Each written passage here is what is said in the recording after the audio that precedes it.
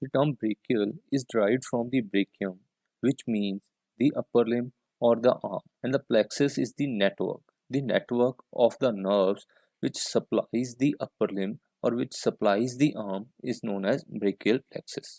The brachial plexus, it starts by the roots, and these roots they join to form the upper, middle, and lower trunks. And these trunks they further divide into ventral and dorsal divisions. And these ventral and the dorsal divisions they join to form the lateral cord, posterior cord, and the medial cords. And these cords further gives off the branches, roots. The brachial plexus is formed by the ventral rami of C5, C6, C7, C8 and T1 spinal segments.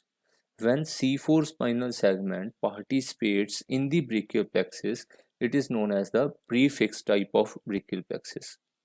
In the same way, occasionally the T2 spinal segment may participate in the formation of brachial plexus, forming the post-fixed type of brachial plexus. And these roots they join during their course to form the upper, middle, and lower trunks. The upper trunk is formed by the joining of C5 and C6 spinal segments, whereas C7 spinal segment it continues as the middle trunk, and C8 and T1 spinal segments they join to form the lower trunk of brachial plexus. Before the upper trunk, middle trunk, and the lower trunk enter into the axilla, each trunk divide into ventral and dorsal divisions. And these ventral and the dorsal divisions they join to form the cords, the lateral cord, posterior cord, and the medial cord. The cords which are formed by the joining of ventral division fibers, they supplies the muscles of flexor compartment. And the cord which is formed by the joining of fibers of posterior division supply the muscles of extensor compartment. And the divisions, the ventral divisions of upper trunk and the middle trunk, they join to form the lateral cord. The ventral division of lower trunk continues as the medial cord, and the dorsal divisions of all the three trunks they join to form the posterior cord. So the lateral cord has the root value from C5, C6 and C7 spinal segment. The medial cord has the root value of C8 and T1 spinal segment, whereas the posterior cord has the root value from C5, C6, C7, C8 and T1 spinal segments. And these cords they are located within the axilla and named according to their relations with the second and third part of axillary artery.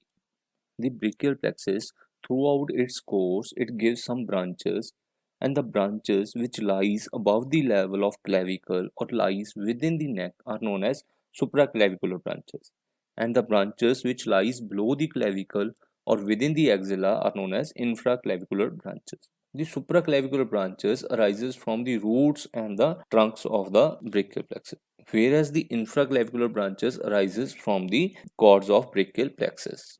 Branches which arises from the roots are dorsal scapular nerve, branch to phrenic nerve, and the long thoracic nerve. The dorsal scapular nerve it carries the fibers from C5 spinal segment, and it is also known as nerve to rhomboides. And this nerve supplies the rhomboides major and rhomboides minor muscle, and it also gives some branches to the levator scapulae muscle. The next branch is branch to phrenic nerve. Phrenic nerve has the root value of C3, C4 and C5 spinal segments. And these spinal segments they join to form the phrenic nerve, which goes downwards and crosses the thorax in the mediastinal part and reaches the diaphragm where it supplies the muscle of diaphragm. And the third nerve is long thoracic nerve, which arises from C5, C6 and C7 spinal segment. This nerve is also known as nerve to serratus anterior. The C5 and C6 roots, after their origin, pierces the scalenus medius and runs downward to enter the axilla.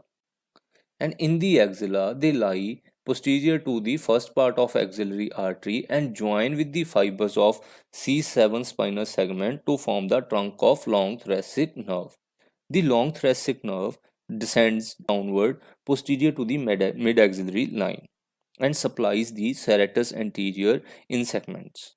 The C5 fibers supply the first two segments or first two digitations of serratus anterior. C6 fibers supply the third and fourth digitations, and C7 fibers supply the rest of the part of serratus anterior.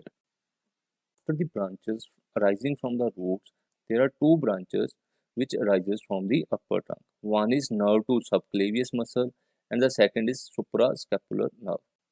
The nerve to subclavius muscle, it rises from the upper trunk and carries the fibers from C5 and C6 spinal segment. And this nerve, it runs in front of the brachial plexus and supplies the subclavius muscle, which arises from the inferior surface of middle one-third of clavicle. And the second branch arising from the upper trunk is suprascapular nerve. It carries the fibers from C5 and C6 spinal segments. The nerve, it runs backwards and disappears beneath the anterior border of trapezius muscle, and it reaches to the supraspinous fossa after passing beneath the transverse scapular ligament. In the supraspinous fossa, the nerve supplies the supraspinatus muscle, and it winds around the base of spine of scapula and reaches to the infraspinous fossa. In the infraspinous fossa, the nerve supplies the infraspinatus muscle. During its course, the nerve, it gives articular branches to the shoulder joint. The infraclavicular branches, or the branches which are arising from the cords. The branches arising from lateral cord are lateral pectoral nerve, musculocutaneous nerve, and lateral root of median nerve. The musculocutaneous nerve. The musculocutaneous nerve carries the fibers from C5, C6, and C7 spinal segments, and it runs along the lateral side of the third part of axillary artery. The nerve can be identified as it pierces the coracobrachialis muscle, and it supplies the coracobrachialis before it pierces the muscle. After piercing the muscle, the nerve, it runs downwards and laterally between the brachialis and biceps brachii. On its course, the nerve supplies both the heads of biceps brachii and brachialis muscle. The branch of musculocutaneous nerve which supplies the brachialis muscle, it gives some articular branches to the elbow joint, and it gives one nutrient branch to the humerus. Just below the elbow, it pierces the deep antebrachial fascia just lateral to the tendon of biceps brachii, and it continues as the lateral cutaneous nerve of forearm. Branches arising from the medial cord are medial pectoral nerve, medial cutaneous nerve of arm, medial cutaneous nerve of forearm, ulnar nerve, and medial root of median nerve. The pectoral nerves, these are the medial pectoral and lateral pectoral nerves. The lateral pectoral nerve, it carries the fibers from C5, C6, and C7 spinal segments, and it supplies the pectoralis major and pectoralis minor muscle. After the origin, the lateral pectoral nerve, it forms a loop of communication with medial pectoral nerve which lies in front of the first part of axillary artery. The medial pectoral nerve, after its origin from the medial cord, the nerve lies in between the axillary artery and axillary vein. The medial pectoral nerve, it pierces the pectoralis minor muscle, and it supplies the pectoralis minor and pectoralis major muscle. The median nerve. The median nerve, it is formed by the joining of medial root which arises from the medial cord and the lateral root which arises from the lateral cord of brachial plexus. The lateral root of median nerve is the continuation of lateral cord, and it carries the fibers from C5, C6, and C7 spinal segment. And the medial root of median nerve carries the fibers from C8 and T1 spinal segments. Both the medial root and the lateral root of median nerve, they join to form the median nerve in front of third part of axillary artery. During its course in the axilla, the median nerve, it conveys some fibers from C7 spinal segment to the ulnar nerve, and these fibers further supply the flexor carpi ulnaris muscle of forearm. The medial cutaneous nerve of arm, it is the smallest branch of the medial cord of brachial plexus. After its origin, it runs downwards along the medial side of brachial artery.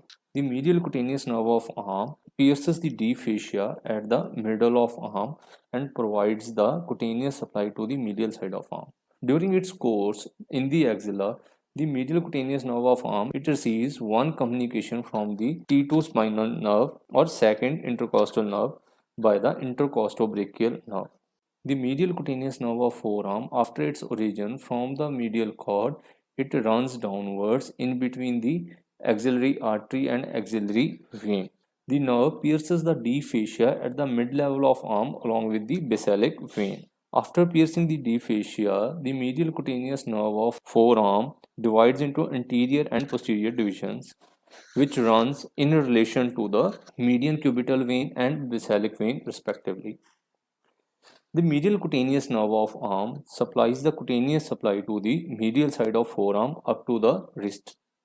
Ulnar nerve, it arises from the medial cord and it carries the fibers from C8 and T1 spinal segment. The ulnar nerve, it receives a contribution of C7 fibers from the lateral root of median nerve. The ulnar nerve, after its formation, it runs downwards in between the axillary artery and axillary vein deep to the medial cutaneous nerve of forearm. In the lower part of the arm, it goes posteriorly and crosses the elbow joint behind the medial epicondyle through the cubital tunnel, and it appears in the forearm. The posterior cord of brachial plexus gives off 5 branches, and these 5 branches are upper subscapular, lower subscapular, thoracodorsal, axillary nerve, and radial nerve. Subscapular nerves. The upper and lower subscapular nerves, they arises from the posterior cord and they carry the fibers from C5 and C6 spinal segments.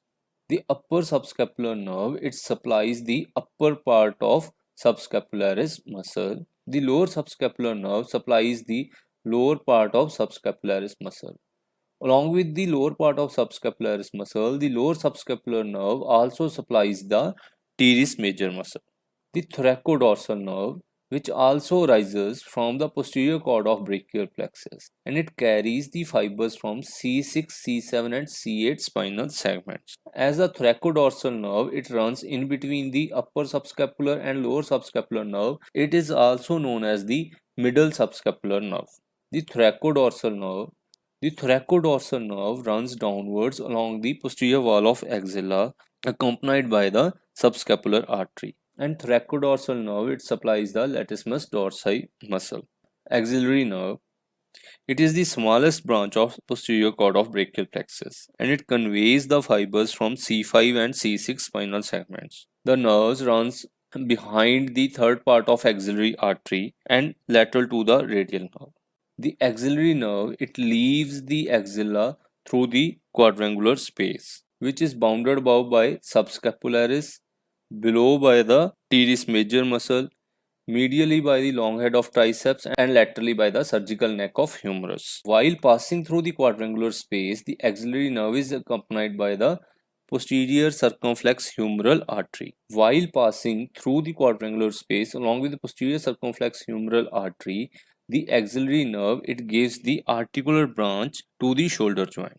After passing through the quadrangular space, the nerve divides into anterior and posterior branches. And this nerve supplies the deltoid and teres minor muscles and skin of the upper part of arm as the upper lateral cutaneous nerve of arm. The axillary nerve obeys the Hilton's law, which explains the nerve which supplies the joint also supplies the muscles attached to the joint and skin covering the joint. Radial nerve is the continuation of posterior cord of brachial plexus, having the root value of dorsal divisions of C5, C6, C7, C8 and T1 spinal nerves. The nerve, after its origin, runs downward posterior to the third part of axillary artery, and it leaves the axilla through the lower quadrangular space, which is bounded above by the teres major, medially by the long head of triceps, and laterally by the shaft of humerus. In the axilla, the radial nerve gives off 3 branches, two muscular, one to the long head of triceps and another is to the medial head of triceps, and one cutaneous branch as the posterior cutaneous nerve of arm. The injuries of the brachial plexus can occur at any level. It may occur at the level of roots, it may occur at the level of trunks, or it may occur at the level of branches. So at this level, we'll just discuss some of the injuries. The first is winging of scapula, which occurs due to the injury to the nerve which supplies the serratus anterior muscle, which is the nerve to serratus anterior or long thoracic nerve. In this condition, the medial border of scapula is raised when the patient is asked to press against the wall. In this condition, the patient won't be able to raise the arm above head, or patient won't be able to carry arm forward during the breaststroke of swimming. So this is also known as swimmer's palsy. Erb's palsy. Erb's palsy is also known as Bell's palsy. It occurs due to the overstretching of neck during the process of parturition, which may lead to the injury of upper trunk of brachial plexus, which is also known as Erb's point. The Erb's point is formed by the upper trunk along with its two formative branches. These are C5 and C6 spinal nerves, ventral and the dorsal division of upper trunk, and the two branches arising from the upper trunk. These are suprascapular nerve and nerve to subclavius. The patient with Erb's palsy comes to physician with adductor shoulder, medially rotated arm, extended elbow, and pronated forearm. The muscles affected in the Erb's palsy are deltoid, which leads to the adductor arm, supraspinatus, infraspinatus, and teres minor, which leads to the medial rotation of arm, biceps brachii and brachialis, which leads to the extended elbow. Supinator along with biceps brachii leads to the pronation of forearm. The clump-case paralysis, it occurs due to the injury of lower trunk, which may result from the upward traction as in the case of forceful breech delivery. The nerves involved in clump-case paralysis are C8 and T1, and clump-case paralysis is presented as the claw hand. Features of the clump-case paralysis are hyperextension at metacarpophalangeal joint, flexion at interphalangeal joints, loss of abduction and adduction of fingers, and sensory loss over the medial side of arm, forearm, and the hand. If the T1 spinal segment is injured proximal to the Y-termi communicants to the first thoracic spinal ganglion, so there will be associated Horner syndrome, which is characterized by ptosis, meiosis, that is constriction of the pupil, exophthalmos, that is the posterior displacement of eyeball, and loss of sweating on the affected side.